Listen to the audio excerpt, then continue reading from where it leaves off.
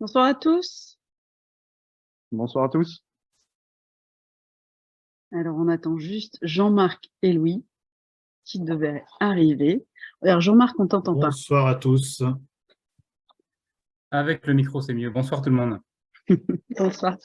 On se présente peut-être. Alors, je commence. Allez. Donc, Mathilde Diclanzan, moi, je suis la directrice générale de WICID. Vous me connaissez peut-être, je suis là depuis 4 ans.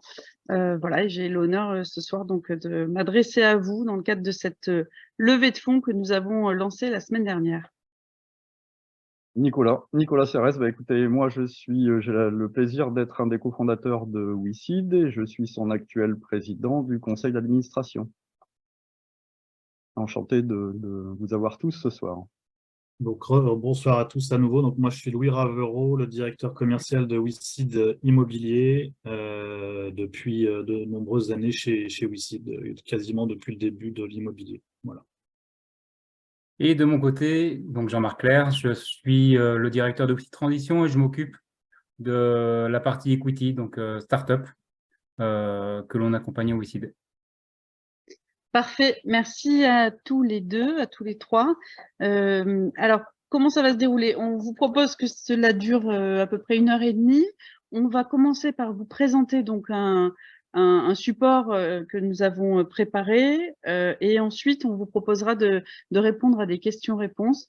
Vous cliquerez en bas, comme on l'a écrit là dans la discussion du webinaire, donc sur Q&A et on y répondra juste après. Voilà. Mais on le fera pas pendant, de manière à garder le fil de tout ce qu'on a à vous dire. Parfait. Parfait. Allons-y. On y va. Alors, je commence. Attendez, hop. 2 secondes ici, que je commence par le début. Voilà. On y va. Tac. Et je vais vous le mettre en plein écran. Voilà. Allez, c'est parti. Alors, donc merci à tous d'être là ce soir. Voilà ce que l'on a à vous dire. Donc d'abord, on voudrait faire une rétrospective sur l'histoire du groupe. Comme vous le savez, donc WICID a été lancé en 2008. Donc je vais le faire rapidement. En gros, 2008, WICID crée lance le crowd equity en France, première plateforme d'equity crowdfunding, qui, pour ses contradicteurs, en fait, ne représente qu'un effet de mode. En 2011-2012, WICID réalise la première preuve de concept donc, du crowdfunding immobilier. C'est la première levée de fonds donc, dans le secteur de l'immobilier pour financer des fonds propres des promoteurs. Et donc, première levée de fonds donc, réussie, remboursée sur 8 mois avec un taux d'intérêt de 10%. Et c'est ainsi que donc, la preuve de concept est faite et que le crowdfunding immobilier donc, trouve ses premières preuves. En 2014-2016, WICID contribue donc à la mise en place du cadre réglementaire, puisqu'auparavant, il n'en existait pas. Et on fait le choix, enfin, en tout cas, les dirigeants de l'époque font le choix du statut d'entreprise d'investissement, ce qui est un élément assez important dans la présentation qu'on va vous faire, pour anticiper l'évolution du marché et structure son organisation. Je crois que l'idée première était aussi d'aller conquérir l'Europe, et c'était ce que permettait le PSI. En 2021-2022, donc la gouvernance est stabilisée, on devient société à mission et on passe donc les soubresauts des turbulences Covid et on franchit donc en 2022 le seuil de 400 millions d'euros de collecte depuis notre création et donc tout instrument confondu. Et c'est la 3e année dans laquelle donc nous sommes rentables. On y reviendra un petit peu après puisqu'on vous présentera les chiffres un petit peu en fin de présentation. Et puis voilà, aujourd'hui, 2023-2026, c'est une nouvelle étape pour WICID, avec de nouveaux enjeux. On va y revenir. On va asseoir notre positionnement de prestataire de référence de services d'investissement dans un contexte donc d'harmonisation des marchés au niveau européen et notamment du marché du crowdfunding et du financement d'une manière générale. Alors, toujours petit retour en arrière et puis là pour le coup photo de ce qu'est WICID. Donc juste pour mémoire, vous le connaissez, vous êtes inscrit sur la plateforme, vous êtes fidèles, vous êtes des investisseurs, mais juste pour vous rappeler, donc nous sommes une place de marché de l'investissement alternatif au cœur de l'économie réelle et on réalise en fait cette place de marché grâce à deux choses, au-delà de l'équipe évidemment qui compose WeSeed. On fait tout ça grâce à une plateforme technologique sur laquelle on reviendra et grâce à notre agrément d'entreprise d'investissement donc, que nous avons auprès de la CPR, donc, qui est la Banque de France, et de l'autorité des marchés financiers qu'on appelle l'AMF. À date, donc, nous sommes à 450 millions d'euros, très exactement depuis ce matin, 466 millions d'euros, sur donc plus de 1000 projets financés, et on le verra dans différents secteurs, puisque nous menons une stratégie d'investissement en impact, donc avec une dominante immobilière aujourd'hui, mais nous proposons aussi de nombreux projets donc dans l'environnement, dans la santé et dans le numérique, et on constitue des portefeuilles diversifiés en capital et en dette pour vous, nos investisseurs, que l'on suit jusqu'à leur remboursement, c'est-à-dire jusqu'à leur maturité.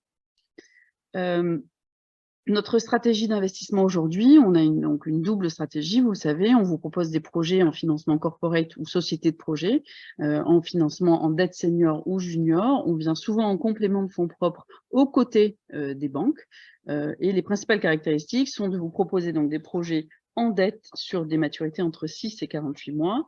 On est dans la possibilité d'offrir des obligations zéro coupon, c'est-à-dire avec des remboursements in fine, mais aussi de plus en plus des coupons qui sont versés trimestriellement, semestriellement ou annuellement. On vous propose des financements entre 100 000 et 8 millions d'euros et de plus en plus sur cette typologie de projet de financement, on y met donc des sûretés, GAPD, des hypothèques, des fiducies, etc., de manière à sécuriser au maximum ces produits d'investissement.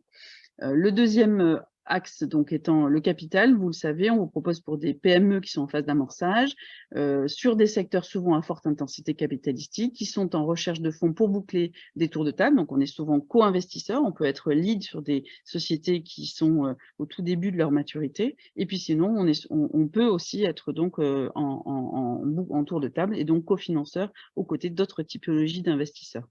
On prend essentiellement des positions minoritaires, c'est-à-dire qu'on n'est pas là pour diriger et prendre le contrôle des entreprises. On cible des valeurs d'entreprise entre 1 million et 20 millions d'euros, ce qui veut dire que derrière, on est en capacité de proposer des tailles moyennes d'investissement entre 300 000 euros et 8 millions d'euros, 8 millions d'euros étant le plafond aujourd'hui légal, réglementaire, qui est autorisé par la CPR et l'AMF. Et on est sur des durées moyennes de 7 ans, entre 5 et 7 ans. Et donc, ce qui veut dire que comme le crowdfunding equity a essentiellement pris son essor, en tout cas de manière assez importante, et on le reverra à partir de 2014-2015, on est aujourd'hui en train de constater les premières sorties dans lesquelles vous avez pu investir pour ceux qui étaient là depuis le début. Dans les chiffres clés, aujourd'hui, c'est à peu près 10 000 projets analysés, je vous le disais, 1000 projets financés, 246 startups accompagnées, 754 opérateurs immobiliers, et c'est 450 millions d'euros, donc je le répète. Nous avons remboursé sur ces 450 millions d'euros, 250 millions d'euros, plus 35 millions d'intérêts que nous vous avons versés en tant qu'investisseurs. Ce qui veut dire que mathématiquement, il nous reste aujourd'hui à peu près 200 millions d'euros sous gestion, ce qui est à relier avec les 97% de réinvestissement que vous voyez en bas à droite, sachant que donc sur ces 200 millions d'encours, aujourd'hui, dans les constats que nous faisons, le taux de réinvestissement, c'est-à-dire à partir du moment où on vous rembourse, les investisseurs, d'une manière générale, réinvestissent 97% des montants remboursés dans les nouveaux projets et ainsi font grandir leur portefeuille. Aujourd'hui, on a la chance d'être accompagné par une communauté de plus de 200 000 personnes et à environ 30 000 investisseurs qui investissent à minima une fois par an dans les projets que l'on propose. Le ticket moyen d'investissement est aux alentours de 1 000 euros, ça fluctue un petit peu en fonction de la crise économique, mais on sait qu'aux alentours c'est aux alentours de 1 000 euros.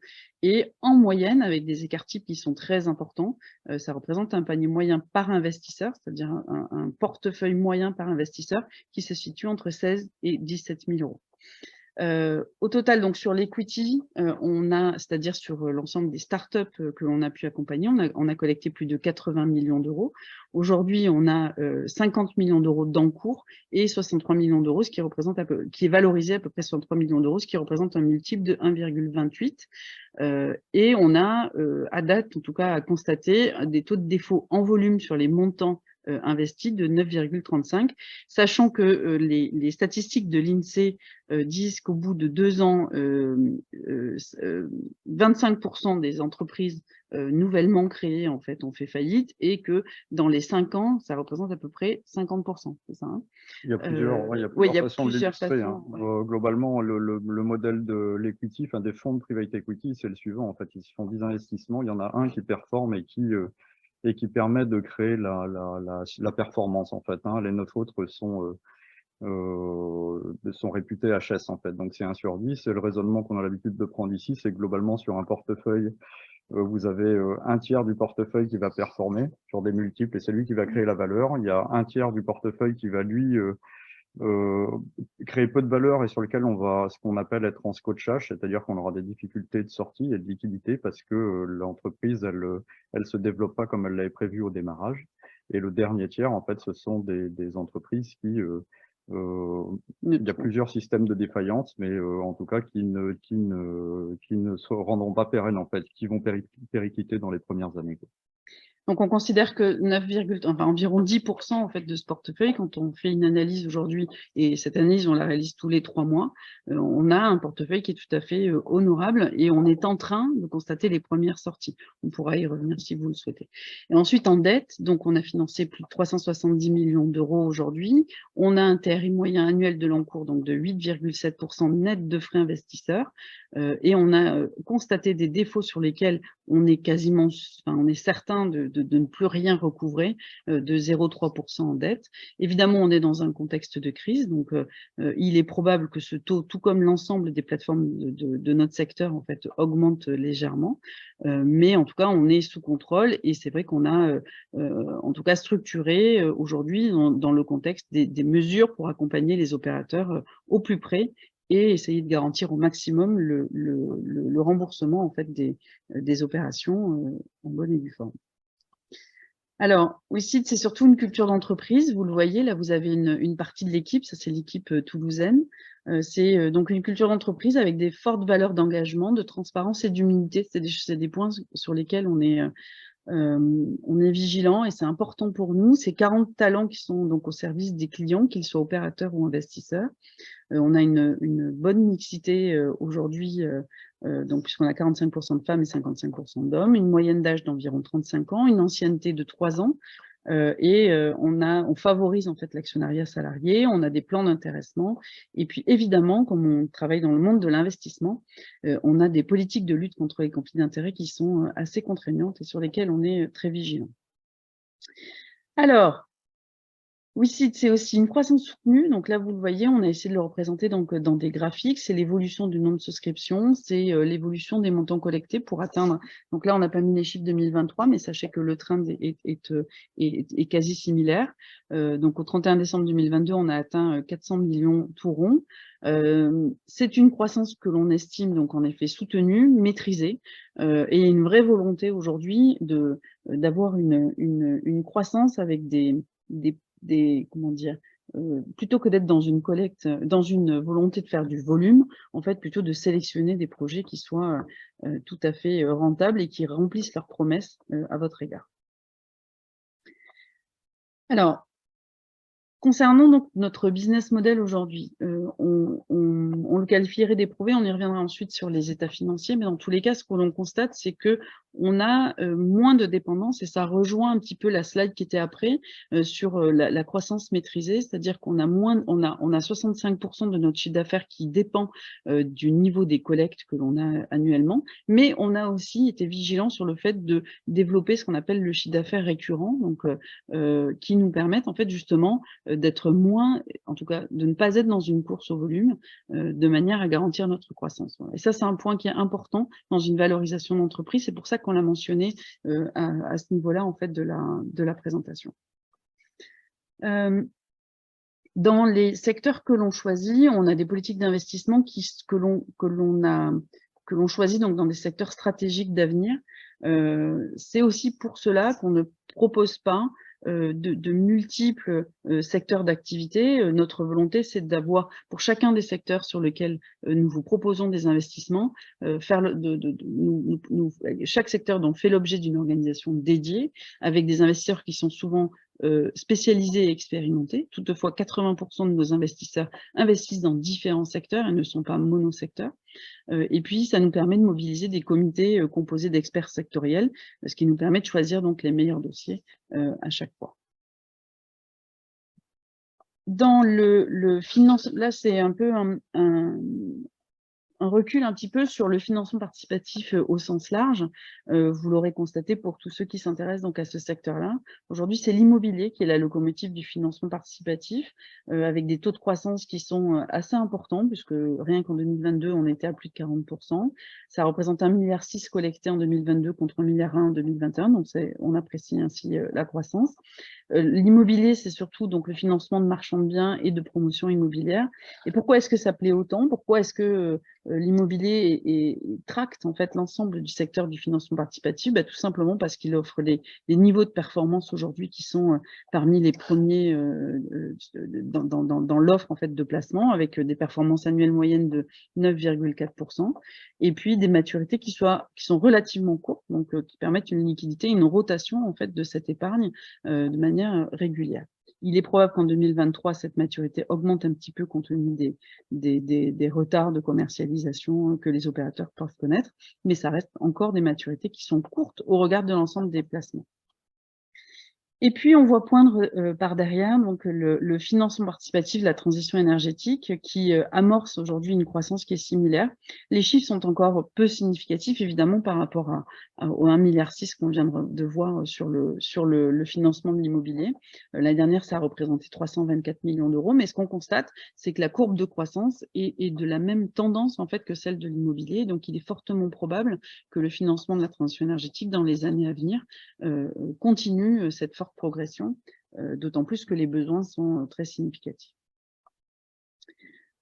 Alors, je reviens sur ce que l'on vous disait en introduction lors de l'histoire. En fait, il y a eu une étape significative donc, dans la genèse de WICID, c'est le fait d'être allé chercher en 2016 l'agrément d'entreprise d'investissement qui est aujourd'hui rare et différenciant, puisqu'on sait que l'AMF en fait met des nouveaux agréments en fait sont difficiles à obtenir.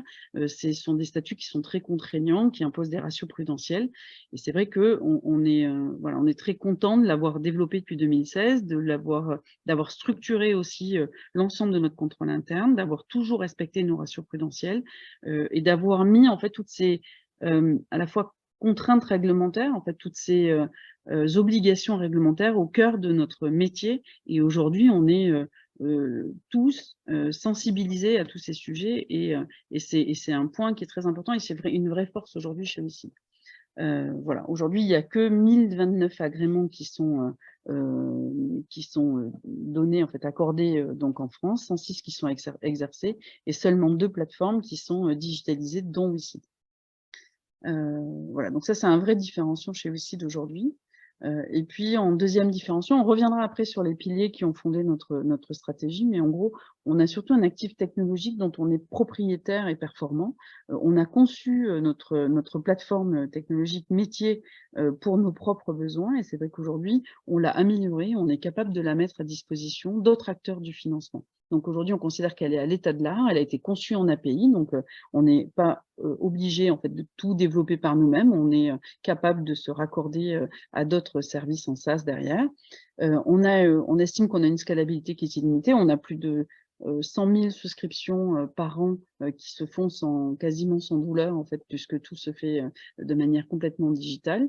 On a aussi beaucoup travaillé sur la sécurité des data, bien évidemment, et on est audité chaque année par des cabinets de premier plan. Donc, on est en amélioration continue aussi sur ces sujets-là. On a 6 ou 7 personnes aujourd'hui à temps complet qui travaillent sur notre technologie et cette équipe va se renforcer dans les prochains mois pour les ambitions que l'on se donne et sur lesquelles on va revenir. Donc, en synthèse, aujourd'hui, WICID, c'est surtout une maîtrise donc, des contraintes réglementaires. On n'est jamais parfait, bien évidemment. On est en amélioration permanente. On a des cabinets de réglementaires qui viennent nous auditer plusieurs fois par an.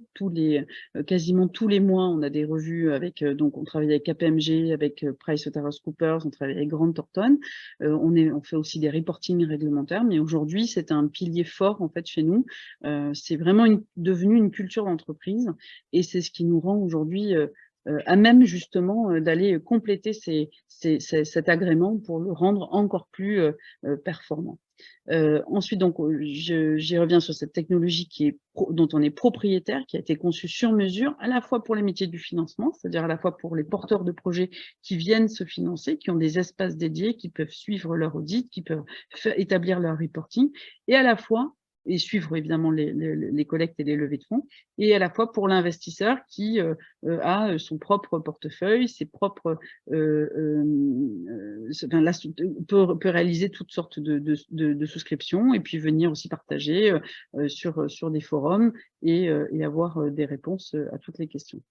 C'est une expérience de 15 ans avec plus de 1000 projets accompagnés, et puis on y tient cette culture entrepreneuriale et ce management engagé pour construire. Donc on est dans une vision de construire une entreprise pérenne sur le long terme.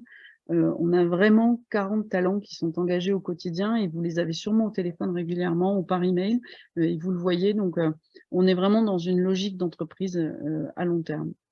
Et puis on est dans une situation financière qui est saine. Je le disais, on a des ratios prudentiels qui sont tout le temps respectés, on a de la trésor, on est rentable, on a trouvé notre modèle économique, c'est aussi la raison pour laquelle on en parlait tout à l'heure. Et ça, c'est aussi la raison de cette levée. C'est-à-dire, on ne lève pas parce qu'on est en difficulté, on lève parce que justement on va bien, et qu'aujourd'hui on a besoin de passer une étape supplémentaire, et on a besoin de lever des fonds pour pouvoir assurer cette croissance et ce développement. Alors, le projet Next Step. Je commence sur les fondements. Oui, démarre, et puis on va interagir. Donc, on a 4 fondements sur lesquels on va ensuite vous expliquer donc les raisons de cette levée de fonds.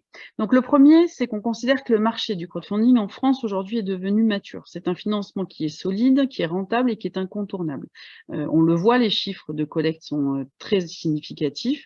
On voit les taux de croissance, ça représente quand même un marché de 7 milliards. Alors, ça reste tout petit, évidemment, par rapport à l'intégralité du financement des entreprises en France, mais c'est quand même un secteur qui commence à prendre ses marques et qui commence à être reconnu tant au niveau des entreprises qui cherchent du financement que de la part des investisseurs.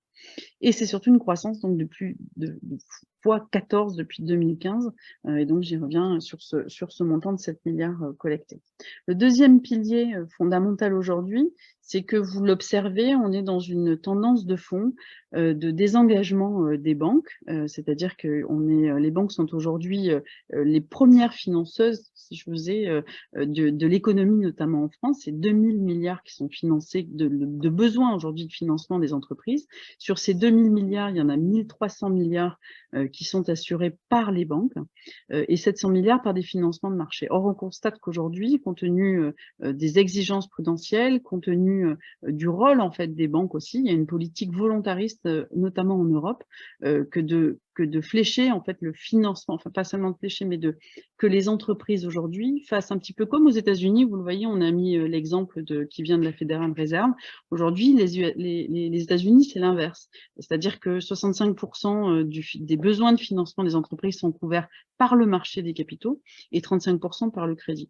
Donc, ce qu'on constate là, c'est que c'est une tendance qui est lourde, qu'il va y avoir des énormes besoins aujourd'hui de la part des entreprises. Et en face, vous avez aussi une épargne, notamment en Europe, qui est très abondante. On le sait, les Français et les Européens sont des vrais écureuils. Et en fait, il y a une volonté européenne de flécher cette épargne et de faire se rencontrer ce besoin de marché des capitaux. Et pour pouvoir réaliser ce financement de l'économie, au milieu, il faut des tiers de confiance. Et donc, ces tiers de confiance aujourd'hui, ce sont les prestataires de services d'investissement, donc les entreprises d'investissement, notamment donc l'agrément que nous avons. Évidemment, le PSFP avec le crowdfunding va jouer son rôle, mais d'une manière générale, les prestataires de services d'investissement ont tout leur rôle à jouer dans cette évolution finalement aujourd'hui du financement des entreprises. Et puis, il y a un manque de digitalisation, de réactivité, d'agilité des acteurs dits traditionnels, et c'est là où justement tous les PSI et les entreprises d'investissement qui sont fortement digitalisées aujourd'hui ont encore plus un rôle à jouer dans cette tendance de fond. Le troisième pilier aujourd'hui, et vous avez dû certainement en entendre parler si vous vous intéressez au crowdfunding, c'est que l'Union européenne, en fait l'ESMA, qui est le régulateur européen, il y a eu une décision en fait d'harmoniser les statuts des plateformes au niveau européen. C'est normal, c'est dans le cadre de la construction européenne. Et donc demain, l'ensemble des plateformes en fait qui opèrent aujourd'hui sur du financement participatif sont obligées d'aller chercher ce qu'on appelle l'agrément de prestataire de services de financement participatif. Donc c'est vrai qu'au moment où ce cadre réglementaire, en fait, à partir du moment où cet agrément est arrivé, a commencé à être traduit, il y a eu des Q&A, etc., on s'est posé la question, on va évidemment aller chercher cet agrément, il y a, bien évidemment. Pour autant, pour nous, en tant qu'entreprise d'investissement, cet agrément, il est régressif sur certains aspects. On pourra y revenir après si vous le voulez, notamment parce qu'il établit des montants maximum, parce qu'il ne permet pas de marché secondaire. Il est restrictif par rapport et régressif par rapport à l'agrément que nous avons et sur lequel aujourd'hui nous avons développé tout notre système de contrôle interne et de contrôle réglementaire. Et le quatrième pilier, donc on y vient, c'est qu'aujourd'hui, on est dans un monde qui évolue, il y a des nouvelles technologies qui arrivent, on appelle ça la finance décentralisée ou la DeFi. Ces nouvelles technologies vont surtout se développer au niveau financier, elles vont se développer dans plein d'applications, mais évidemment sur la finance. Donc on voit arriver l'émergence de services financiers via des smart contracts, il va y avoir un accès, qui vont faciliter l'accès à des marchés, au marché des actifs réels. Et ces nouvelles technologies vont bouleverser en profondeur l'économie et offrir des opportunités de diversification. Donc, ce que l'on a constaté, vous allez nous dire, oui, mais il y a eu beaucoup de scandales ces derniers temps, notamment sur la finance décentralisée. Mais simplement, ce qu'on voulait quand même relever, c'est que c'est pas ces protocoles de finance décentralisée qui ont posé problème aujourd'hui. Ce sont des technologies qui sont fiables, qui sont robustes, qui sont aujourd'hui, qui ont montré leur solidité, leur fiabilité.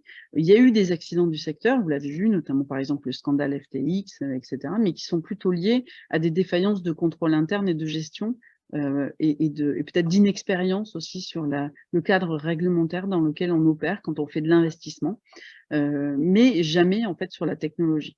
Donc nous, on a la conviction aujourd'hui que le développement de cette crypto-économie dans le monde réel va passer par une coopération forte avec les régulateurs. On le voit, aux États-Unis, il y a une volonté de mieux réguler tous ces acteurs en fait qui opèrent sur cette finance décentralisée. Nous, on a une chance énorme, c'est qu'en Europe, on a un régulateur qui aujourd'hui tend la main aux acteurs pour pouvoir opérer sur cette technologie. On a conscience que on n'est pas encore dans la DeFi, on n'est pas encore dans ce que permettaient les États-Unis. On y arrivera sûrement dans quelques années, ça va prendre du temps. Mais aujourd'hui, on a des premières étapes, on a des premiers incréments qui sont possibles. Et donc, c'est pour cela qu'aujourd'hui, nous, on est convaincus que c'est le moment où il faut qu'on aille chercher ces opportunités qui sont offertes par ces technologies. Voilà. Alors, du coup, tu veux que je le fais ou... Vas-y, vas-y. Alors, je le fais. Donc, il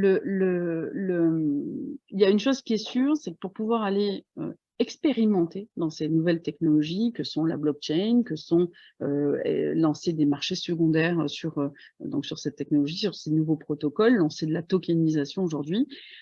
Quand vous allez sur le site de l'ACPR, et vous le verrez dans les questions-réponses en fait de la fiche projet, je l'ai indiqué, vous allez voir que donc il existe ce qu'on appelle un régime pilote qui a été lancé le 23 mars 2023 et qui permet aux entreprises d'investissement et uniquement aux entreprises d'investissement, c'est la première ligne, de pouvoir opérer et faire des expérimentations sur ces nouvelles technologies. Donc c'est vrai que c'est là où WICID a toute une opportunité à aller chercher de par ce statut d'entreprise d'investissement.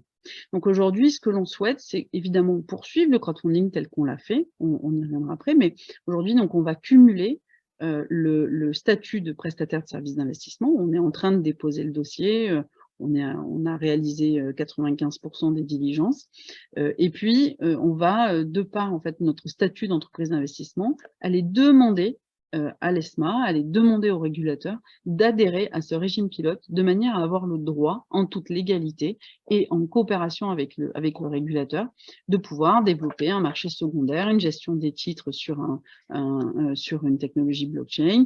On peut tokeniser des actifs réels. Et c'est pas pour demain, potentiellement travailler aussi sur permettre l'investissement des cryptoactifs, mais on a conscience que tout ça, Ça ne se fera pas du jour au lendemain, simplement il faut des acteurs qui démarrent et donc et on a envie d'être ces acteurs et d'être les premiers, tout comme on l'a été sur le crowdfunding, sur le crowd equity et le crowdfunding immobilier. Hop. Allez. Ben voilà, c'est ce qu'on appelle la troisième révolution de l'investissement digital pour nous. En fait, la première révolution, c'était c'est l'arrivée du financement participatif qui a permis de digitaliser l'investissement primaire et de rendre les investissements rentables à partir de tout petits coupons en fait. Et ça, c'est grâce à la maturité d'Internet, mais c'est vraiment le financement participatif qui amène cette capacité-là de digitalisation et donc de rendre démocratique en fait des investissements qui jusqu'alors étaient réservés à d'une population surtout de professionnels ou de gens qui appartenaient à des réseaux. La deuxième révolution, en fait, c'est la révolution technologique qui est liée autour de la finance décentralisée, qui est arrivée à partir de ce que vous connaissez, dont vous êtes sans doute détenteur, mais les bitcoins à l'époque. Et cette révolution-là, en fait, il y a eu l'avènement d'Ethereum quand Ethereum est arrivé sur le marché. Il a permis de gommer un peu toutes les faiblesses qui étaient liées au Bitcoin et à son minage. On parle de consommation énergétique, par exemple. Et ça, c'est pour nous la deuxième révolution. Mais tout cet environnement DeFi, en fait, il travaillait uniquement sur un environnement virtuel. Et là, ce qu'on se propose de faire, et on est vraiment au bon niveau de maturité, en fait, pour ça, comme Mathilde l'expliquait, c'est de lier en fait les deux savoir-faire. Pour effectivement générer une vraie révolution, parce que ça va vraiment changer les paradigmes qu'on connaît aujourd'hui sur l'économie réelle notamment. Et WeSeed, en fait, on s'équipe historiquement, depuis quelques années en tout cas, dans cette perspective-là. Au conseil d'administration, on a une personne qui est très identifiée dans cet univers-là depuis près de 4 ans en fait, qui nous amène l'état de l'art. Donc on attendait en fait l'ensemble des signaux et l'alignement des planètes en fait pour pouvoir ouvrir ce pan-là, et on est vraiment sur le bon moment aujourd'hui, quoi. Donc voilà ce qu'on va faire. On va organiser la fusion de ce qu'on sait faire avec les codes de la DeFi. On peut l'illustrer, ouais. On peut l'illustrer. Ça, c'est vraiment le cas pratique qui est le plus intéressant. Globalement, sur la partie immobilière. Donc sur la partie immobilière, aujourd'hui, on fait la proposition de valeur qu'on fait, c'est vous venez financer ou substituer des fonds propres d'opérateurs immobiliers avec lesquels ils vont financer soit une construction, un achat de foncier, pardon, une construction, soit un actif immobilier qu'ils vont réhabiliter, qu'ils vont revendre. Quand vous faites cet investissement-là, en fait, le retour sur investissement, il est conditionné au fait que cet opérateur-là, il doit vendre l'intégralité des lots qui seront issus de sa réhabilitation ou de sa construction. Or, vous le savez, dans le contexte, il y a beaucoup d'effets ciseaux en ce moment. En fait, il y a une vraie difficulté effectivement dans la commercialisation immobilière et de ce fait-là, ça rallonge en fait les temps de maturité des emprunts qu'on réalise.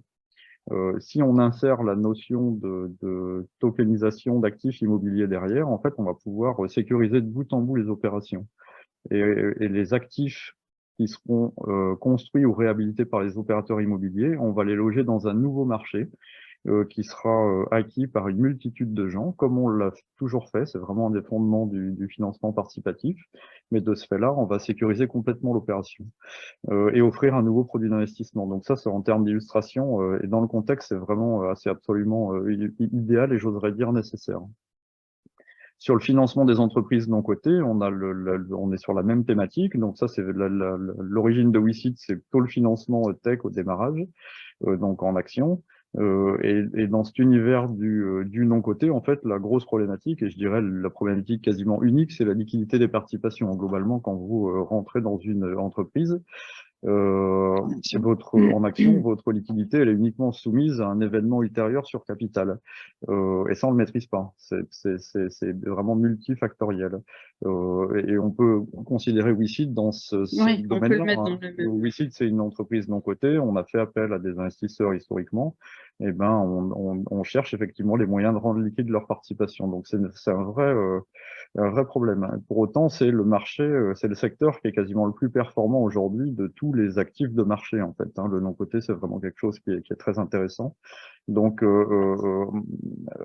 comment dire, venir avec de la blockchain et ces moyens technologiques, parce que ça reste qu'un moyen technologique, mais ouvrir des perspectives de secondaire et de marché secondaire dans ce domaine-là, le gisement, il est vraiment immense, hein.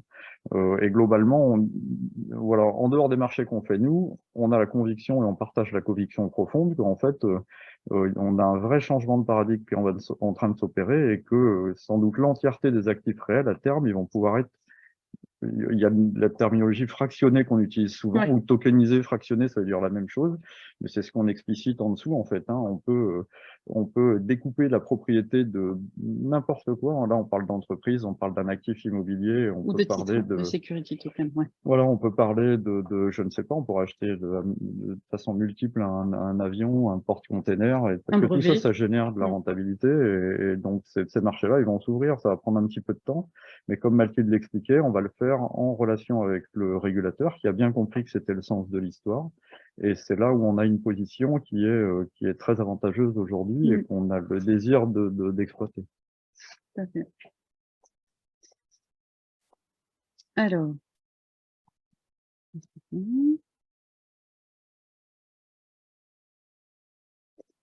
Alors, c'est une slide qui permettait justement d'illustrer, donc c'est issu d'un rapport Bain & Company, qui montre aujourd'hui la liquidité. Alors en gros, on va pas, l'idée c'est pas de vous étouffer avec des chiffres, mais en gros, vous voyez sur les actions, vous avez les marchés cotés, donc le petit rond rouge en fait constitue donc la liquidité aujourd'hui possible sur les actions. Donc vous le connaissez, c'est les sociétés cotées.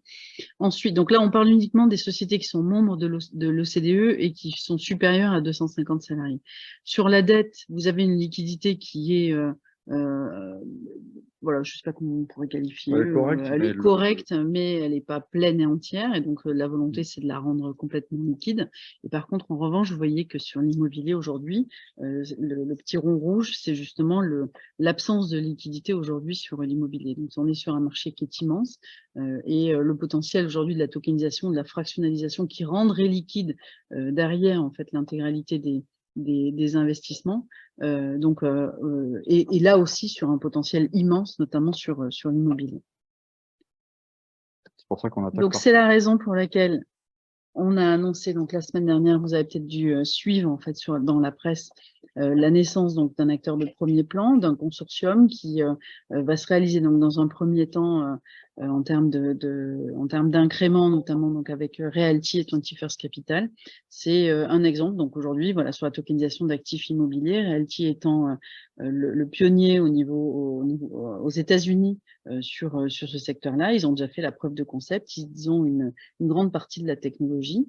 Tout ce qu'ils font aux États-Unis n'est évidemment pas déployable aujourd'hui en Europe. Donc on va trouver les solutions avec le régulateur et main dans la main avec le régulateur pour que Realty, WeSeed et 21st en fait arrivent à se déployer sur l'ensemble de l'Union européenne, mais toujours en coopération avec le régulateur.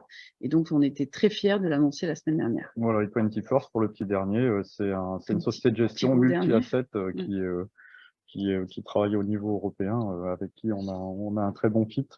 Ouais. Une bonne compréhension des marchés, de leurs perspectives, et en fait, on considère que cette alliance-là, ou en tout cas ce socle d'alliance, hein, parce qu'il a vocation à s'élargir, et parce qu'il adresse notamment qu'une seule branche d'activité, hein, que sont la tokenisation immobilière, on est voilà, sans doute les mieux-disants aujourd'hui pour pouvoir le construire. Après, il faut exécuter, hein, on sait toujours ce que c'est. Exactement. C'est l'exécution qui fait la différence. Donc maintenant, il n'y a plus qu'un. Exactement. Donc, là, peut-être je te laisse l'idée derrière. En fait, c'était aussi pour représenter tout ce qu'on peut, comment est-ce que ce consortium peut s'articuler. Ouais, voilà, c'est une illustration de ce qu'on va faire globalement ensemble dans un premier temps, hein. C'est-à-dire il y a 4 phases, hein, au sujet. Il y en a plutôt 3. La 4e, c'est plutôt juste de l'intégration régime pilote, et ça, nous, on en est propriétaire. Et ça c'est notre apport, un de nos apports en tout cas sur le consortium. Mais globalement, au niveau de l'origination, Realty va faire sa propre origination, il va monter ses équipes et puis adresser des assets qui lui sont propres, qu'il a l'habitude de traiter. Nous, on va travailler effectivement notre manière d'opérer dans le domaine immobilier pour traiter petit à petit et de plus en plus en fait avec des opérateurs pour lesquels on sera en capacité de faire d'acheter l'asset une fois construit ou réhabilité, comme je l'évoquais tout à l'heure. Et TFC, c'est déjà son métier pour partie, donc il a accès Et de gérer aussi des à une activités. origination qui est assez forte. Et voilà, au-delà de ça, on a beaucoup de connexions avec des tiers industriels qui vont nous permettre d'étoffer cette capacité de sourcing de façon assez rapide. WISID va assurer la distribution de ces opérations une fois qu'elles seront packagées, qu'on aura déterminé effectivement la capacité de rendement, qu'on aura déterminé l'ingénierie juridique qui est adaptée effectivement sur ces Et modèles-là. réglementaire, ouais. Et qui apposera effectivement tout le tampon réglementaire de ces opérations pour les rendre légales. Et Realty, lui, va venir avec des composants techno pour effectivement fractionnaliser ces opérations et les installer effectivement dans un marché du token immobilier. Exactement. Donc voilà, juste pour revenir et refaire le pont par rapport à ce qu'on disait tout à l'heure, donc on va cumuler nos deux agréments de prestataires de services de financement participatif. Évidemment, on poursuit notre croissance maîtrisée sur le crowdfunding qui est notre ADN, en fait, qui est mais la tokenisation, la fractionnalisation aujourd'hui des actifs reste dans l'ADN. D'abord, c'est notre métier de financer des entreprises, de financer des projets, et en face de proposer des placements intéressants à des investisseurs. Et par ailleurs, cette idée de démocratiser l'économie, en fait, a toujours été aussi au cœur de la mission de WISID. Et donc, évidemment, on la poursuit. Et il n'est pas question, en fait, de l'arrêter, bien au contraire, simplement d'aller encore plus loin et d'expérimenter sur ce que tu appelles le sens de l'histoire, avec raison. Donc, voilà, avec le PSFP, donc dans toute notre activité de crowdfunding aujourd'hui, l'idée c'est de consolider, de contenir, d'être dans une croissance qui soit maîtrisée. On préfère sélectionner les meilleurs dossiers plutôt que de courir dans une course au volume.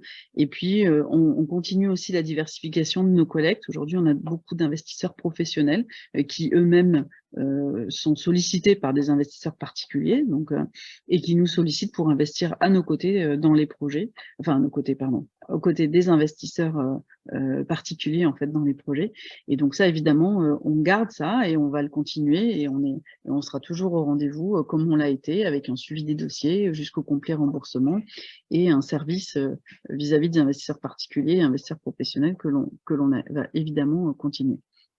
En revanche, la raison pour laquelle aujourd'hui on fait aussi cette levée de fonds, c'est de nous permettre de développer de nouveaux services d'investissement, donc la digitalisation des services d'investissement, de pouvoir permettre des services aux émetteurs. Il ne vous aura pas échappé qu'on a d'ores et déjà commencé à travailler avec deux acteurs que sont Blast et Caption notamment.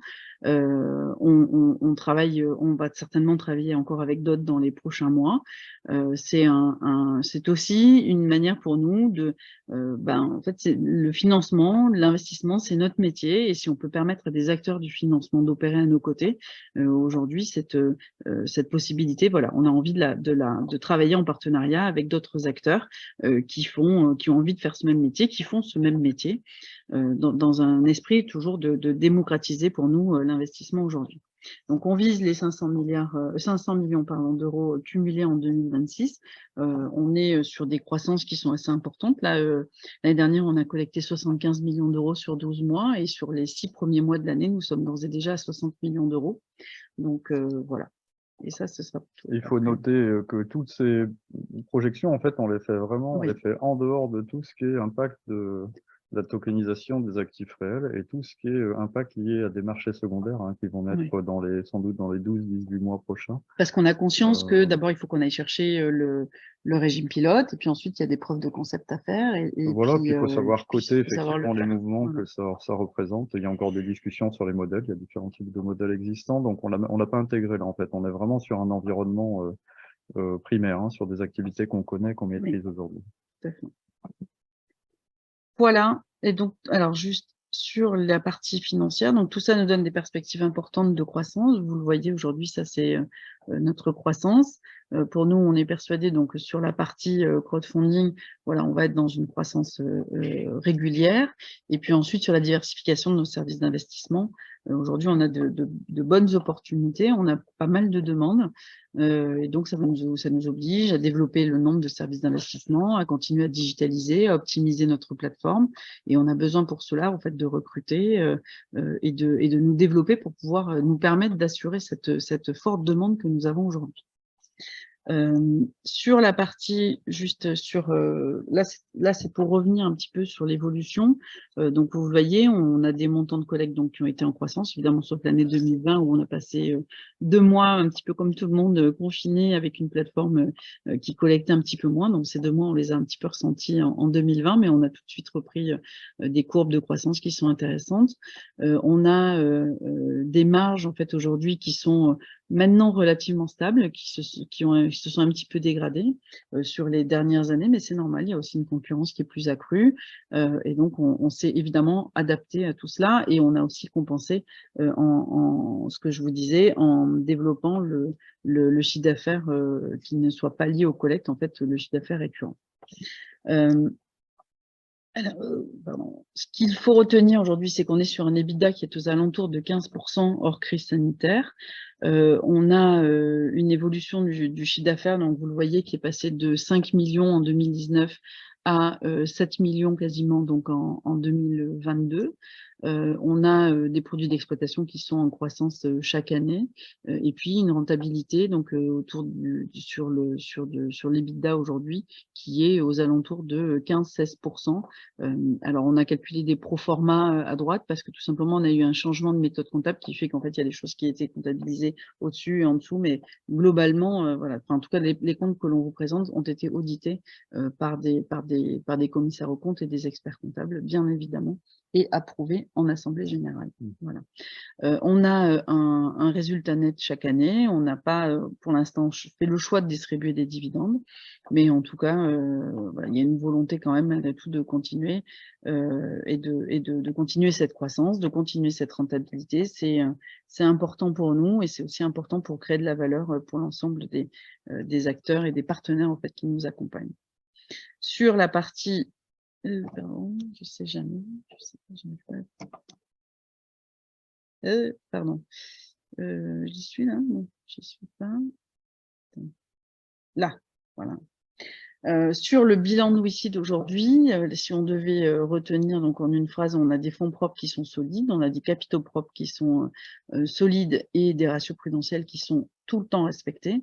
On est dans un endettement maîtrisé et on a une trésorerie qui est tout à fait confortable puisque nous avons environ entre 2 millions et 2,5 millions de trésorerie en permanence. Donc encore une fois, on n'est pas dans une levée pour des besoins spécifiques de trésorerie. On a des perspectives donc de croissance qui sont importantes. C'est là où sur les montants collectés donc en crowdfunding, ce que vous voyez en rouge, cette croissance, on la modélise en fait à travers l'acquisition encore de nouveaux investisseurs en France et en Europe. C'est vrai que l'agrément aujourd'hui va permettre encore plus de l'émergence de nouveaux acteurs, qui va permettre d'augmenter entre guillemets d'augmenter la visibilité du secteur du crowdfunding. Et c'est vrai qu'on a l'intention de continuer à travailler pour acquérir des nouveaux investisseurs. On va développer donc le service encore plus que ce que l'on a déjà fait, destiné donc aux professionnels. Et puis on a l'intention de lancer un FCPR immobilier donc en 2023, d'ici la fin de l'année, d'environ 30 millions, mais on y reviendra dans un autre temps, plutôt en fin d'année, quand tout aura. En tout cas, c'est un projet. Aujourd'hui, on en est au dépôt d'agrément, donc il n'est absolument pas commercialisable pour l'instant. Et puis, par contre, sur les services d'investissement, donc on considère on obtiendra des extensions d'agrément que l'on a envie d'obtenir auprès du régulateur. L'idée, c'est de recruter pour nous des talents qui sont spécialisés en structuration financière, en modélisation, d'adhérer au régime pilote, et puis aussi de pouvoir recruter des experts, notamment en technologie, dans tout ce qui est tech, pour pouvoir continuer à développer notre plateforme, et puis opérer donc sur toutes ces nouvelles technologies, blockchain, notamment pour pouvoir adhérer au régime pilote. En termes de compte de résultats prévisionnels aujourd'hui, donc vous le voyez, on a donc là à gauche il y a c'est l'évolution en fait du chiffre d'affaires. Donc c'est vrai que étant sur une croissance qui a été quand même assez régulière, aujourd'hui on continue cette croissance et on est persuadé que de par le développement de ces nouvelles offres et de ces nouveaux services, en fait, on a déjà de quoi opérer sur l'ensemble des porteurs de projets, l'ensemble de nos investisseurs. Et donc, on a en tout cas beaucoup de demandes pour pouvoir aujourd'hui envisager donc cet accroissement de chiffre d'affaires. On a trouvé donc cette rentabilité, on vise toujours cette EBITDA, toujours entre 15 et 17%. Donc, c'est ce que l'on a projeté avec nos taux de marge. On a évidemment inclus dans le résultat financier le remboursement donc des intérêts et des coupons de la levée actuelle. Et puis, voilà, on a intégré aussi le fait qu'on allait payer des impôts, puisque jusqu'à maintenant, on était plutôt en crédit d'impôt. Et on a un résultat net qui est tout à fait confortable, donc à venir dans les prochaines années. Ce qui est peut-être le plus important, j'y reviendrai après sur l'utilisation des fonds, c'est l'analyse des cash flows. Aujourd'hui, donc, on a listé les différents éléments. On a évidemment prévu, comme c'est prévu donc au contrat, le remboursement de cet emprunt obligataire en 2028.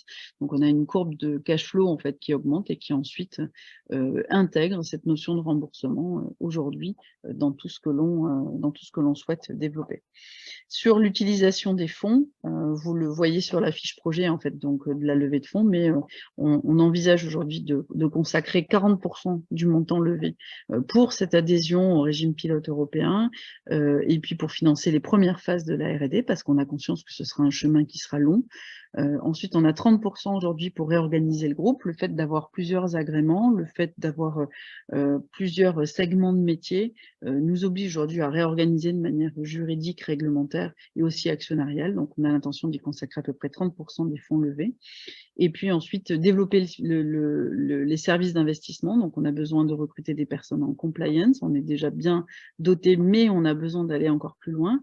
On a aussi des frais de conseil, on a des développeurs au niveau tech, on a des experts. On a besoin de faire aussi des campagnes marketing pour pouvoir faire savoir le fait que l'on est aujourd'hui entreprise d'investissement et qu'on propose ces services d'investissement.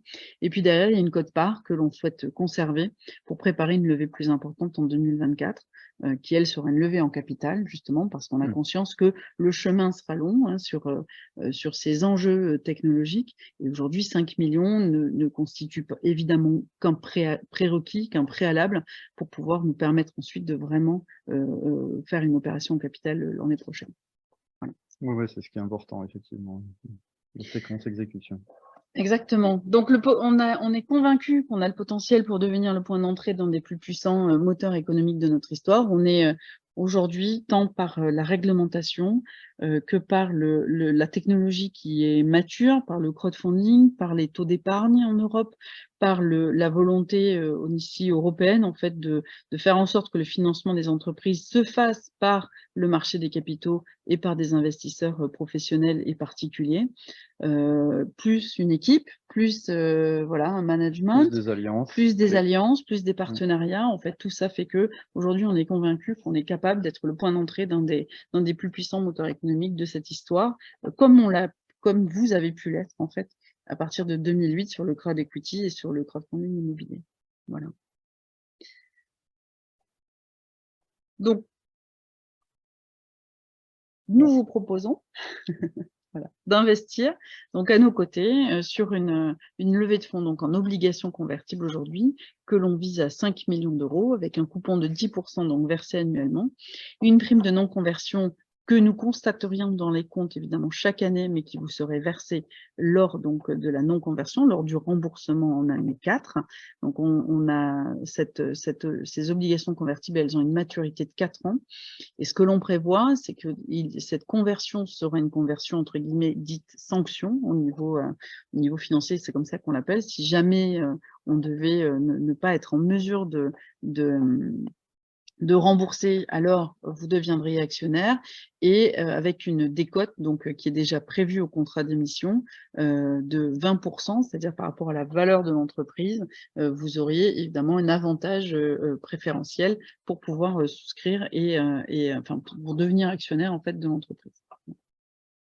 Ce qu'on peut mentionner là, c'est qu'on a déjà, on a atteint le minimum, je crois. On a déjà 2 millions Oui, d'euros qui ça y est. sont Je sécurisés. ne sais pas exactement, il faudrait que je regarde, mais je crois qu'on est aux 2 millions, donc On on le a fait sécurisé. on le fait sur 2 segments, en fait. Cette opération-là, elle est ouverte en ligne sur la plateforme, telle que vous pouvez y avoir accès. Et puis, on le traite aussi en placement privé, en fait, avec des investisseurs professionnels, donc avec lesquels on est en discussion. C'est des discussions qui sont un peu plus longues, mais globalement, on sait qu'on a déjà sécurisé la base. On souhaitait une base à 2 millions, ça s'est déjà sécurisé, en fait, donc Exactement. l'opération va se faire. Ça, c'est une certitude, et on serait heureux de vous avoir à nos côtés pour cette opération-là et peut-être pour les opérations ultérieures. Exactement. Alors, ce que je vous propose, c'est de passer aux questions-réponses. Donc, nous allons le découvrir. On va peut-être arrêter le partage comme ça, chacun va pouvoir nous voir, et puis on va. Et Jean-Marc et Louis aussi. Voilà. Sur les questions-réponses. Alors, je vais essayer de les prendre dans l'ordre. Donc, bonjour Jean-Yves, donc quand serez-vous agréé PSFP? On a déjà réalisé en fait ce qu'on appelle la complétude du dossier, et l'instruction a été menée en même temps. Donc, on est aujourd'hui, on l'aura dans quelques semaines. C'est pas le régulateur, on a toujours travaillé en transparence avec eux. On fait des réunions quasiment tous les mois, je pense, à peu près, avec les uns ou les autres services, en fait, donc, que ce soit à la CPR ou à l'AMF. Et donc, on l'aura d'ici quelques semaines, mais il n'y avait pas d'urgence, puisque, comme je vous l'expliquais, en fait, le PSFP est régressif pour nous. Donc, il est intéressant, il permet plein de choses. Et évidemment, on va aller le chercher et on va se développer autour de ce PSFP. Mais quand vous êtes entreprise d'investissement, aujourd'hui, il est limitant. Donc, il n'y avait pas d'urgence, et d'ailleurs, vous constaterez de vous-même, je ne me fais pas l'avocat de toutes les grosses plateformes, mais vous constaterez qu'aujourd'hui, les plateformes, entre guillemets, qu'on appelle leaders sur le marché, n'ont pas couru pour aller le chercher. Donc, voilà, c'est important. On y a consacré énormément d'heures. On a un dossier qui est très complet. On est vraiment en train de travailler, de finir de travailler dessus. Et on a travaillé tout le temps avec le régulateur. Donc, l'instruction a été menée en même temps que la complétude du dossier. Voilà. Sur le régime pilote, à ce jour, quelle assurance avez-vous d'être sélectionné alors que les actifs concernés par le régime pilote sont les instruments financiers tokenisés? Ça, c'est pas très compliqué effectivement à répondre, même si on m'attaque, nous, par la tokenisation de type immobilière sur un asset immobilier. En fait, d'un point de vue ingénierie financière sur l'acquisition des actifs, avant leur gestion, en fait, ça passera par des instruments financiers classiques, en fait. Donc, on rentre, oui, C'est des pleinement security tokens, ouais. on rentre dans le champ Et du pas régime pilote, des tout à fait. utility tokens, exactement. Le fait qu'il dure 3 ans, ce régime pilote, justement, on est assez convaincu que c'est en commençant à travailler très tôt sur les sujets, en travaillant main dans la main avec le régulateur, il y aura forcément une suite derrière. Et donc, c'est la raison pour laquelle on a besoin, là, de faire cette levée de fonds pour adhérer au régime pilote et pouvoir travailler avec eux dans les prochains mois et les prochaines années. Mais il est reconductible, hein, donc on travaillera avec. Immobilier en croissance, mais le risque pour les WISIDers a augmenté selon mon analyse. La tendance va-t-elle s'inverser? Je pense en effet, alors, est-ce qu'on est au pic de la crise? Je ne sais pas. En tout cas, ce qui est sûr, c'est que on a recruté évidemment toutes les personnes, on a structuré toute l'équipe juridique, on a recruté des clercs d'huissiers. L'idée étant on a renforcé encore plus de ce qu'on avait déjà commencé à faire en 2020 lors de la crise sanitaire, nos lignes de participation. On constate en effet qu'il y a des retards, mais comme partout, je pense que toutes les plateformes aujourd'hui sont concernées, sauf évidemment les nouveaux entrants, mais qui du coup n'ont pas de track record. Donc c'est un sujet de vigilance chez nous.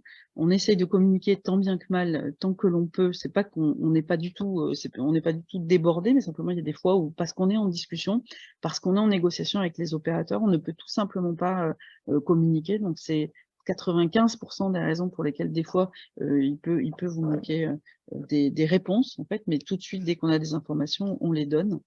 Voilà. Mais grosso modo, on a connu en effet un pic de demandes de prorogation. Aujourd'hui, on les traite vraiment au fil de l'eau. On a des comités de prorogation toutes les semaines. On trouve à chaque fois des solutions avec les opérateurs. On les accompagne. On demande d'autres sécurité. On augmente les taux d'intérêt. On demande un versement partiel des intérêts ou un versement partiel du capital. Dans tous les cas, des fois, ça prend du temps parce qu'en fait, on essaye de trouver toujours la meilleure solution pour être sûr que derrière, vous serez remboursé. Et ça, c'est vraiment un travail minutieux. Il faut savoir qu'on a plus de 400 lignes. Donc, on travaille en permanence avec les opérateurs au-delà des reportings. On revient sur le même sujet. Hein. La question, c'est pouvez-vous préciser en quoi vous pourrez sécuriser davantage une opération qui rencontre des difficultés commerciales? C'est ce qu'on vient d'évoquer, en fait. C'est tout l'enjeu, un des enjeux du plan qu'on propose là, en fait. Hein. C'est qu'on soit nous-mêmes acquéreur d'une partie, on appelle ça soit en bloc, la totalité, soit en semi-bloc par exemple, et puis qu'on assure nous-mêmes via des prestataires autres en fait la gestion locative de l'actif et qui permet la sortie de l'investissement initial sur les modalités du financement participatif telles que vous les connaissez aujourd'hui. Tout simplement basculant en gestion locative. En 2023, investisseurs professionnels, à quel niveau d'avancement en êtes-vous? Tout simplement, en 2022, on avait 5% d'investisseurs professionnels sur les montants collectés. Aujourd'hui, on est à 16% sur le premier semestre. Donc, on est vraiment en progression.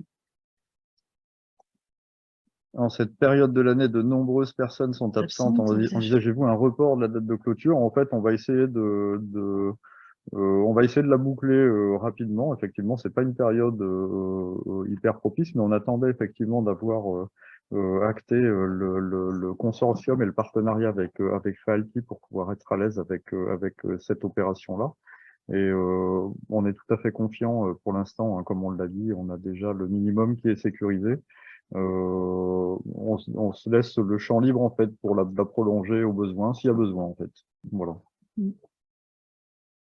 Alors, bonjour, comment comptez-vous adresser le problème des retards ou défauts de paiement? Voilà, on y est, notamment immobilier, dans le contexte actuel des taux élevés, une baisse de rentabilité de ce type de projet. Tout simplement parce qu'il n'y a pas de réponse en fait globale, c'est vraiment un travail minutieux au cas par opérateur. Vraiment, j'insiste sur ça et on est chaque dossier en fait est unique. Et à chaque dossier, on trouve une solution, que ce soit en allant chercher un attractif qui soit libre de toute hypothèque et donc en posant des hypothèques supplémentaires, en analysant la manière dont l'opérateur a géré son opération et comment est-ce qu'il va en sortir, quels sont les effets de levier, en l'accompagnant dans la commercialisation quand on le peut. Vraiment, c'est du travail minutieux qui est réalisé par les équipes aujourd'hui. Le plan B, si vous n'atteignez pas l'objectif de 5 millions, je dirais qu'on a un plan à 3, à 4 et à 5, oui. Et même au-delà en fait. Donc on est assez à l'aise avec ça, on a exploré toutes les hypothèses, parce que ça fait partie de notre métier, la gestion de risque, donc on a exploré toutes les hypothèses et on est en place, quel que soit le niveau de la levée. Ce sera plutôt, comme la question précédente, déterminé par un délai en fait. C'est ça. Après, c'est vrai qu'on est en plein été, donc peut-être potentiellement. Ouais. Ok. Les salariés vont contribuer à quel pourcentage des 5 millions? On ne sait pas, on verra. On n'a pas sollicité les salariés aujourd'hui. Stéphane. Donc, Stéphane Launay, bonjour, le minimum de 2 millions est atteint. Pensez-vous obtenir les 3 millions restants côté CGP, FO institutionnel? Ce qui serait un signe, oui, tout à fait. Tout à fait. On est en train de travailler avec. On a des rendez-vous réguliers, tous les jours quasiment aujourd'hui et toutes les semaines. Donc, bien sûr, on avance et ce sera, voilà, c'est comme ça qu'on va les chercher. Vous aurez donc des prestataires pour assurer la gestion locative? Oui. Oui. Oui, exactement. C'est pas notre métier. C'est pas notre métier et aujourd'hui, on n'a pas l'intention de devenir gestionnaire d'actifs, donc en effet, ou administrateur de biens. Donc en effet, on s'appuiera sur des prestataires qui sont de bonne renommée, qui ont une bonne expérience et qui ont aussi l'ensemble de la chaîne de valeur en fait complètement intégrée à leur côté. On est déjà en train de travailler avec des opérateurs complètement intégrés sur cette partie-là pour vous offrir vraiment les meilleurs actifs dans les meilleures villes qui soient le plus facilement réhabilitables, qui créent de la valeur pour vous, qui à la fois assurent des revenus de par la faible vacance locative. Donc on va se baser sur des outils BI, etc. Enfin, on a vraiment on est en train de travailler avec ces acteurs-là, tout à fait. Mathilde, Nicolas, Oui. juste je vais revenir sur la question de Tom, si vous le permettez, parce que c'est peut-être son interrogation concernant les salariés au capital. En fait, il y a déjà, le capital est déjà ouvert aux salariés à WICID. Oui. C'était peut-être l'objet de la question de Tom, et il y a d'autres mécanismes qu'une poche réservée aux salariés dans cette levée qui permettent aux salariés de venir au capital de WICID. Oui, tout à fait. Il y a des plans d'action qui ont été votés ces dernières années. Oui, il y en a qui ne sont pas activés encore. Donc ça, on est équipé là-dessus. Merci Jean-Marc d'avoir réagi. Oui, c'est vrai. Tu as raison. Serait-il possible que demain WICID soit pas tokenisé? Oui, je pense que ça fait partie dans le plan, en fait. Pour moi, ça fait partie du modèle. Et qu'on aille sur une ICO, ça fait partie des choses qui peuvent être à l'étude. Donc oui, Ou je un pense que IPO. le meilleur exemple, c'est nous-mêmes. Hein. Et on connaît effectivement les besoins et les sujets auxquels sont confrontées les entreprises, donc ces sujets de liquidité, de capitalisation, de stratégie financière. Donc, on a le souhait, bien sûr, d'appliquer les recettes qui sont les plus intéressantes pour l'ensemble des parties prenantes et notamment les actionnaires, évidemment. Tout à fait. En quoi la tokenisation améliorerait votre offre de service actuelle? C'est la raison pour laquelle on a expliqué le cas. Oui, si en fait la tokenisation, enfin, on l'a évoqué, hein, les deux cas illustrés sur les entreprises non cotées, en fait, c'est ouvrir un marché secondaire. Hein.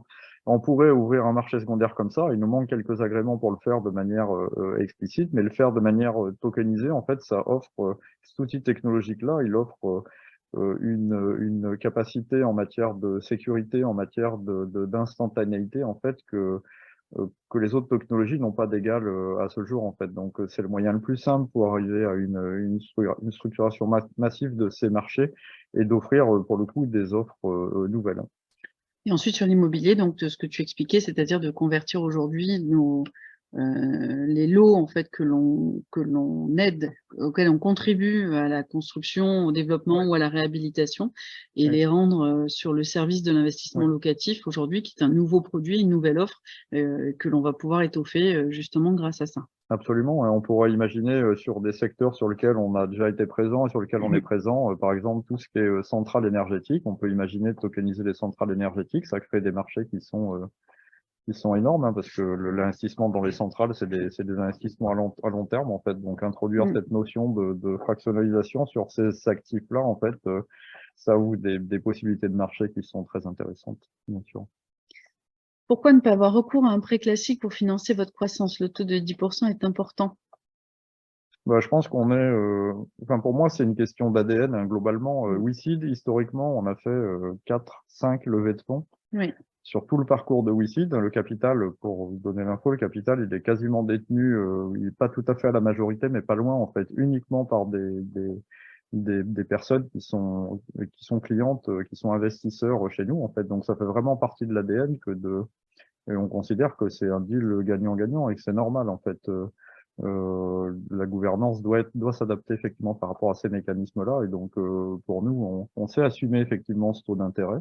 On a le souhait de rester en famille, entre guillemets, avec nos clients et on souhaite partager ce projet-là ensemble. À date, nous avons plus de 40 plateformes IMO, si je ne me trompe pas, WICID faisant partie des premières. Une consolidation n'est-elle pas nécessaire? La crise pourrait permettre à WICID de racheter une plateforme plus spécialisée en ENR. C'est une question qui nécessite beaucoup globalement, ça peut être intéressant effectivement d'acheter une plateforme, mais quand vous regardez une plateforme qui sera à l'achat, en fait, quels sont ses actifs? Ses actifs, c'est sa communauté. Mais globalement, on sait que chaque investisseur dont vous faites partie, globalement, vous investissez et c'est tout à fait normal sur d'autres plateformes. Donc globalement, l'actif des investisseurs, on n'en aurait qu'une partie. L'actif de la marque, il reste assez faible, sauf pour les plateformes historiques comme nous. Mais cet actif-là, nous, on l'a, mais les marques nouvelles l'ont moins. l'actif technologique, il y a très très peu de plateformes qui sont propriétaires de leur actif technologique et faire Et qui sont allés aussi loin que ce que l'on a nous. absolument et transférer en fait des données historiques de d'autres plateformes vers les nôtres. En fait, c'est un chantier qui est très complexe. Après, les transactions qui ont déjà été réalisées sur les plateformes, celles qui se sont vendues, je m'explique, ou les dernières opérations sur capital, en fait, c'est des valorisations qui sont assez fortes et qu'il faut savoir assumer financièrement, très clairement. Donc, Ouais. pour moi, c'est trop fort. Moi, je considère que c'est un peu trop fort. Bah, ça vous oblige après à une course, en fait, c'est ce qu'on appelle la course au volume, parce que quand vous êtes survalorisé, oui, c'est compliqué oui, ensuite d'offrir le rendement à vos investisseurs. voilà. Et on n'a pas envie de ça, en fait. On a envie d'être, c'est ce qu'on disait, ça fait partie de nos choix de pérennité de l'entreprise. Après, des opportunités peuvent arriver. On sait que depuis la crise Covid, et en fait, on enchaîne des crises là en permanence. On a appris à naviguer en incertitude. Voilà, il y a des En eau opportunités qui trouble. vont sans doute se présenter, à la fois en France, mais sans doute certainement à l'étranger aussi. Donc, on est à l'écoute. On reçoit des dossiers régulièrement de confrères étrangers qui nous sollicitent effectivement pour qu'on essaie de construire des choses de manière commune.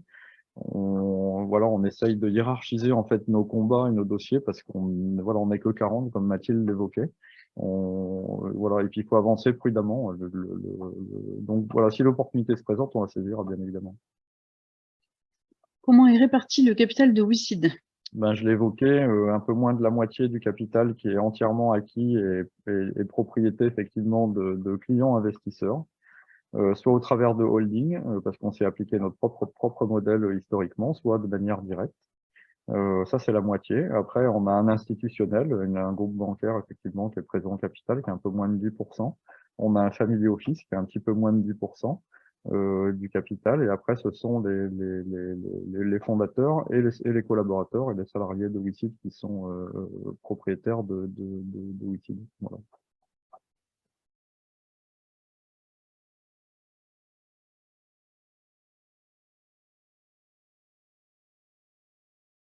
Quelle est la durée prévue de la joint venture créée avec Realty et 21st Capital et quels seraient les impacts par rapport à ce projet pilote si une des sociétés quitte cette collaboration après cette durée?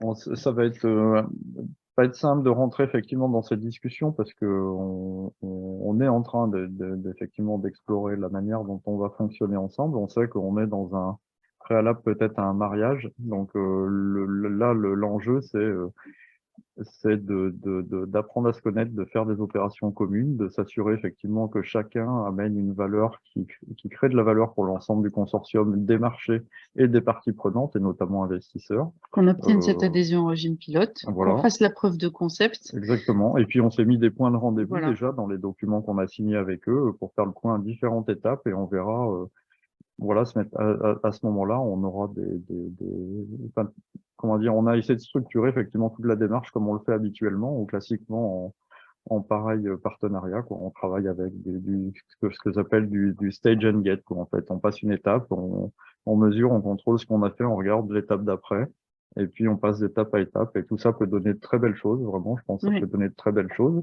Mais encore une fois, notre boulot, c'est la gestion de risque, donc exécutons et avançons pas à pas.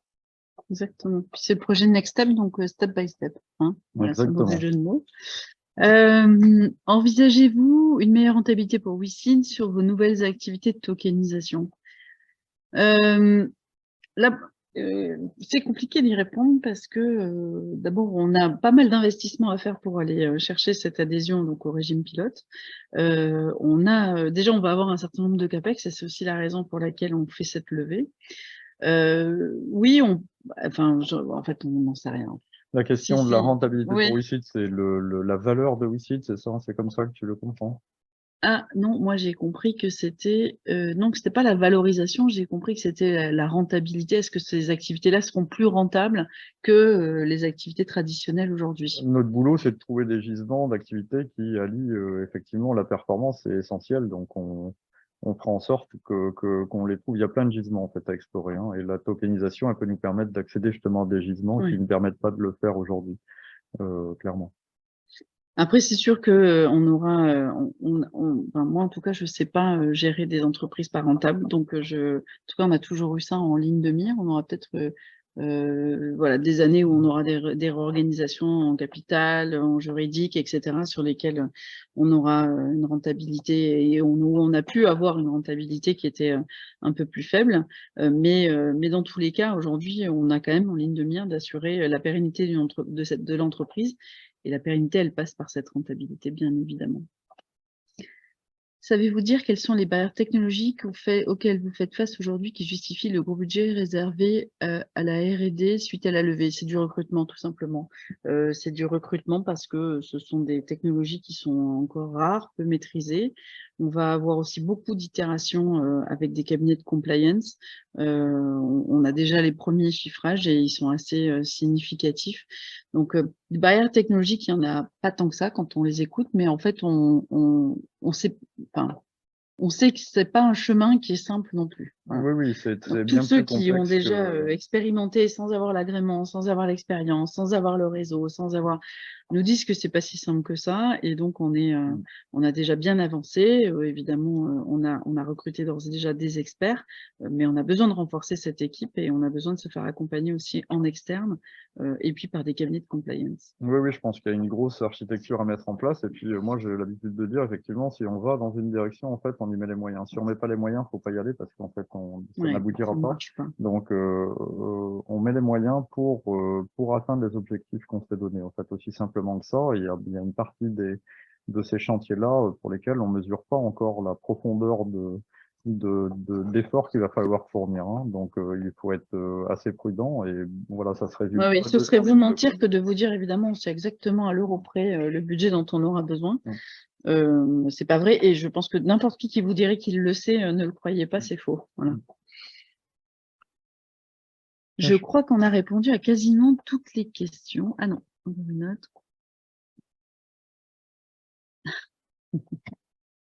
Non, ne vous inquiétez pas, il est bien à bord et On est, écoutez, moi je tenais à vous remercier effectivement de nous avoir consacré votre temps. On espère avoir présenté un fil rouge suffisamment clair, mais je pense qu'on a un socle solide. On a des perspectives qui sont assez claires, et pour moi qui sont très claires. Il faut maintenant vraiment exécuter. Le carburant qu'on va chercher là, il va nous permettre une exécution de manière structurée et sécurisée. On vous fera part et on vous tiendra effectivement bien sûr au courant pour toutes les personnes qui vont nous accompagner dans ce projet-là, de l'évolution et des étapes clés de ce sujet-là. On va le faire en toute humilité, ça c'est important aussi parce que c'est nos valeurs de fond. On n'est pas là pour faire une opération, en fait, on est là nous pour démocratiser des marchés et en fait, il nous semble que là on a tous les instruments en fait dans la main ou à côté en tout cas pour pouvoir le faire. Donc on va s'y atteler comme on le fait tous les jours, comme Mathilde le fait tous les jours avec les équipes et comme Jean-Marc et Louis également. Et on est honoré on de la engagé. confiance que vous nous donnerez. Voilà. Alors, comment sera utilisé le surplus de collecte si on dépasse le montant cible? On essaiera de pas le dépasser. Soit on renforcera effectivement les fonds propres au niveau réglementaire, parce que ça peut être un sujet en fait par rapport aux agréments qu'on va aller chercher. Le régulateur, je pense que ça va arriver, mais même lui il ne le sait pas encore. Hein, c'est-à-dire que il nous imposera sans doute d'avoir des niveaux de fonds propres suffisants pour pallier à toute problématique qu'on pourra avoir dans l'exécution de nos missions. Et donc c'est très bien d'avoir une enveloppe ou je dirais un matelas supplémentaire en plus qu'on pourra mettre en face d'une demande éventuelle du régulateur. Donc ça peut être dans ce cadre-là, dans le cadre d'une accélération assez plus rapide que celle qu'on a, qui est déjà très rapide sur les services d'investissement là, comme Mathilde l'évoquait, hein, tous les contrats que sont comme Blast et Caption hein, qu'on a déjà, on a un deal flow qui est assez fourni, même très fourni en fait. Donc on peut avoir ces besoins-là. Voilà, il faut éviter d'être trop court. On a été trop court pendant très longtemps. On sait quelle est la réserve minimum et et si on en a un peu plus, c'est très bien. Vraiment très bien. Parfait. Merci à tous. Merci pour une belle vision d'évolution. Merci infiniment. On est évidemment, vous le savez, toujours disponible En tout cas, moi, quand vous me posez des questions, j'essaye d'être réactive et de répondre à vos questions, Nicolas aussi. Donc, il ne faut pas hésiter. Voilà. Merci à tous. Bonne fin de soirée. Très bonne soirée, à votre dispo. On a tenu l'horaire. Bien à vous. Merveilleux. Merci. Parfait. Au revoir à tous.